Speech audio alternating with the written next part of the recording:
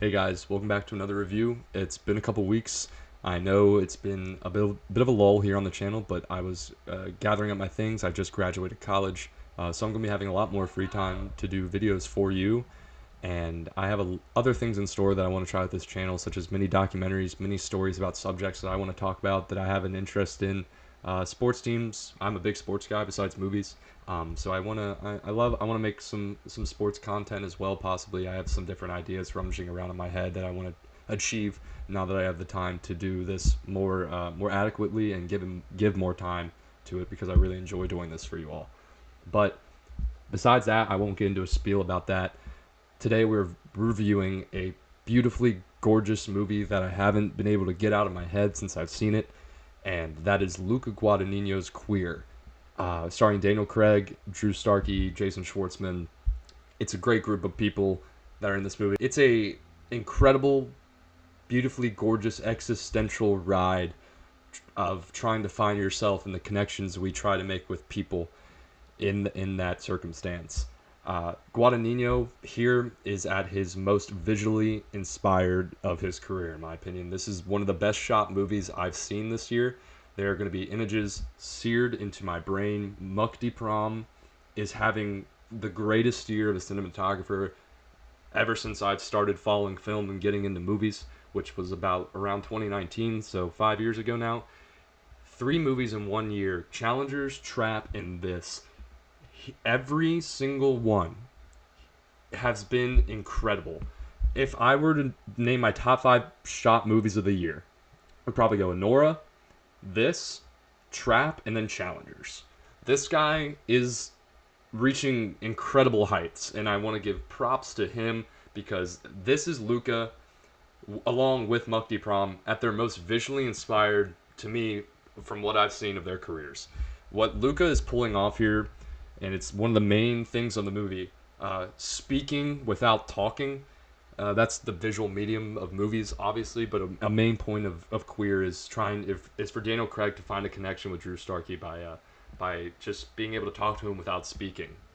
And Guadagnino takes that and ramps it up with these visuals. There's, like I said, certain shots in a movie theater where he would phase in and out and show what Daniel Craig was thinking. It wasn't actually happening, but it's what he wanted to happen.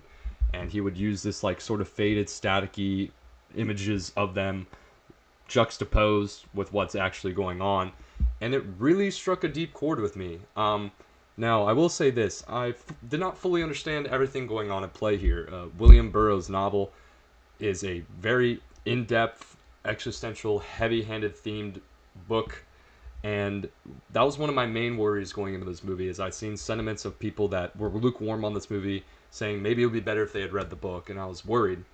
But to me, I think I got it. I understood what was going on. I understood what Luca Guadagnino was trying to achieve.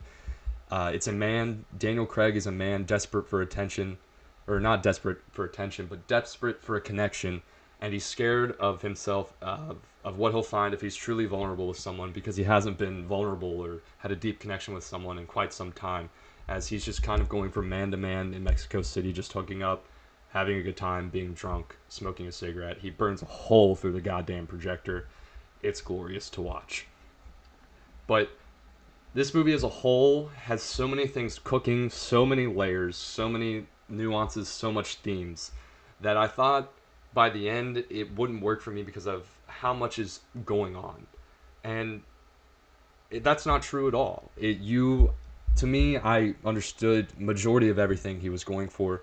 There The imagery in the third act of literally the physical embodiment of a connection with someone that Guadagnino shows is some of the, literally, like I said, pointed out multiple times in this review, some of those gorgeous shots I've ever seen.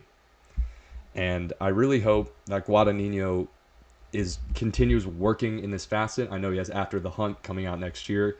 He is booked and busy with his American Psycho remake as well with Austin Butler. But this, to me, while not being my favorite Guadagnino, because there are things that kept it back from being my favorite, it is definitely the one that I think I appreciate and the most and will be revisiting.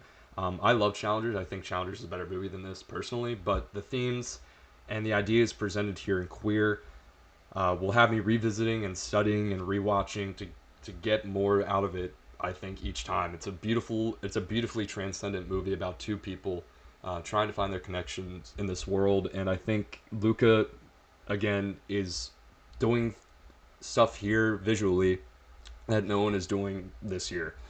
Besides Sean Baker, I haven't seen The Brutalist, but Brady Corbett's been thrown into that conversation. And yeah, this movie just works on a lot of levels for me. I can understand why people would be turned off by this. Like I said, it's very existential. It's out there.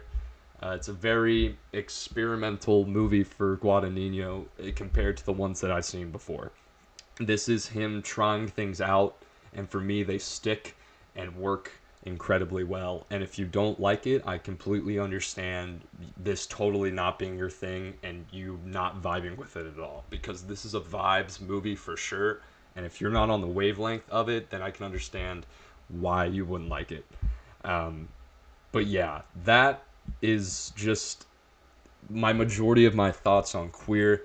I plan on rewatching this movie at least one or two more times while it's in the theater closest to me, because I think I'll get more stuff out of it than what I've already had while watching it.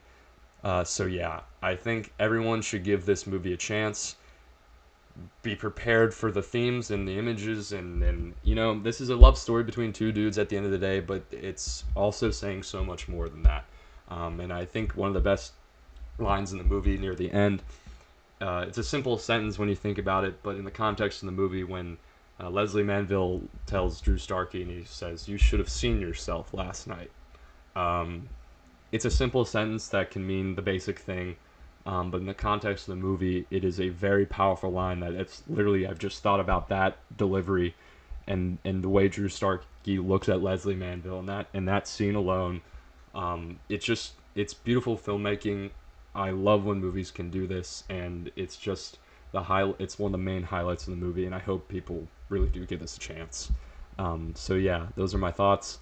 Thank you so much if you stayed and watched the whole thing. Please give me movies to review in the comments. If there's movies that you want to see me talk about that I haven't on the channel, again, like I said, I have more time. And like I said in the beginning, I'm gonna be trying some new stuff besides the reviews on this channel. Hopefully soon, since I have the time. But yeah, if you're new here, please feel free to subscribe if you like the video and like the vibes here on the channel. I kind of just like this. I love talking about movies. I love everything about it. So if you enjoy, please leave a like, comment, subscribe. And if you already are, thank you for coming back and watching me again. And I hope you all have a wonderful evening, afternoon, morning, or night. Take care.